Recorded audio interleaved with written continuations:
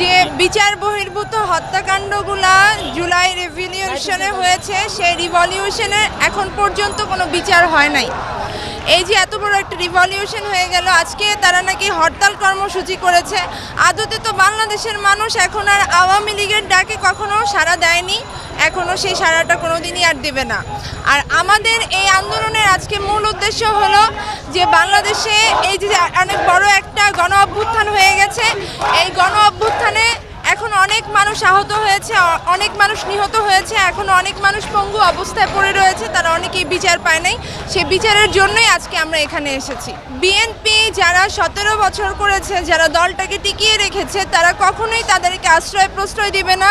অনেকেই দেখতে পাচ্ছি যে কিছু ভুইফোর সংগঠন খুলে বা অনেকে নিজেরা বিএনপি প্রমাণ করে নিজেদেরকে হঠাৎ করে 5 তারিখের পরে নেতা দাবি করছে।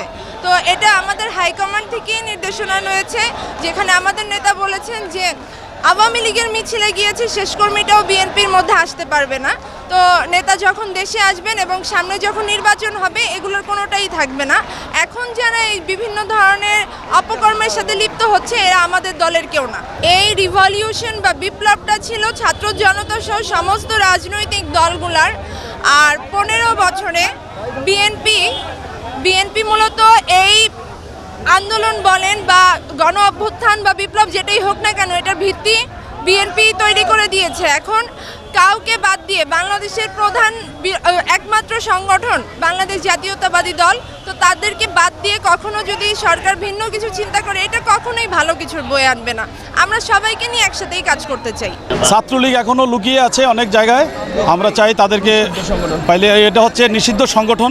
এই সংগঠনের নেতাকর্মী যেখানে আমরা পাই, তাদেরকে আইনের মাধ্যমে তাদেরকে আমরাও প্রতিরোধ করব এবং আইনের মাধ্যমে তাদেরকে সুপোর্ট করব, তাদের বিচারের কাঠ করে তাদেরকে দাঁড় করাবো। আমরা আজকে বাংলাদেশ জাতীয়তাবাদী ছাত্রদল মার্চ ফর জাস্টিস ঘোষণা করেছে।